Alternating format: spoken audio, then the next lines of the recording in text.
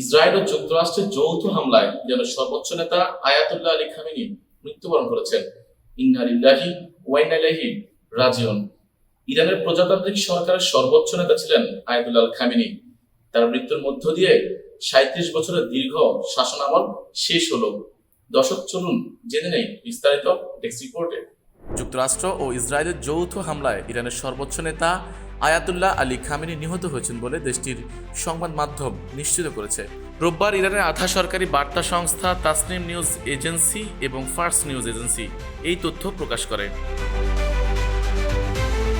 এর আগে খামেনির মৃত্যু দাবি করেছিলেন মার্কিন প্রেসিডেন্ট ডোনাল্ড ট্রাম্প। পরবর্তীতে দুটি মার্কিন সূত্র ও সংশ্লিষ্ট একটি সূত্রের বরাত দিয়ে রয়টার্স জানায়, শনিবার ভোরে ইরানের যুক্তরাষ্ট্র ও ইসরায়েলের যৌথ হামলার সময় খামেনি তার শীর্ষ উপদেষ্টাদের সঙ্গে বৈঠকে ছিলেন। ইসরায়েলি কর্মকর্তাদের দাবি, ওই হামলায় খামেনি ছাড়াও তার ঘনিষ্ঠ কয়েকজন সহযোগী নিহত হয়েছেন। তাদের মধ্যে সাবেক ন্যাশনাল সিকিউরিটি কাউন্সিল সচিব আলী শামখানি ও ইসলামিক রেভলিউশনারি গার্ড কোরের কমান্ডার মোহাম্মদ পাকপুরও রয়েছেন। ইরানি একটি সূত্র রয়টার্সকে জানায়, হামলার ঠিক আগে শামখানি ও সুপ্রিম ন্যাশনাল সিকিউরিটি কাউন্সিল সচিব আলী লারিজানির সঙ্গে খামেনি একটি সুরক্ষিত স্থানে বৈঠক করছিলেন।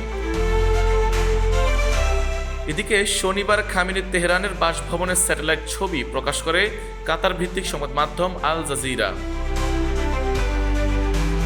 প্রকাশিত ছবিতে দেখা যায় প্রাসাদ সদৃশ স্থাপনাটি ধসে পড়ছে এবং চারপাশ কালো হয়ে গেছে, যা থেকে বড় ধরনের বিস্ফোরণের ইঙ্গিত পাওয়া যায়।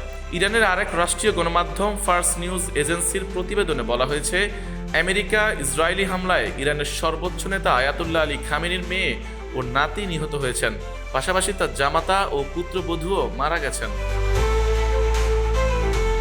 সর্বোচ্চ নেতার মৃত্যুতে ইরানে রোববার ১ মার্চ থেকে ৪০ দিনের রাষ্ট্রীয় শোক ঘোষণা করা হয়েছে।